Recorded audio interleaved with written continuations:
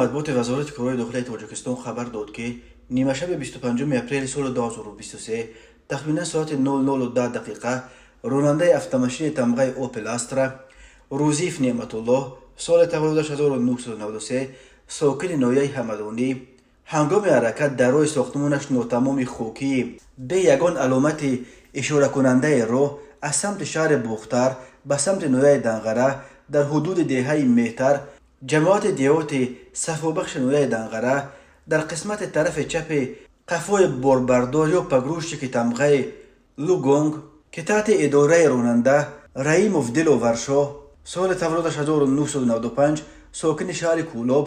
аз самти деҳаи Меҳтар ба самти маркази ноҳияи Данғара ҳаракат мекард бархӯрдааст. дар натиҷа мусофири Opel Astra Ёдгорова Дилором соли таваллудаш 1997 сокини ноҳияи Ҳамадонӣ ҷароҳати вазнини ҷисмонӣ бардошта дар ҷои ҳодиса ба ҳалокат расид ва мусофири дигари ин мошин Рӯзиф Ҳусайн соли таваллудаш 1965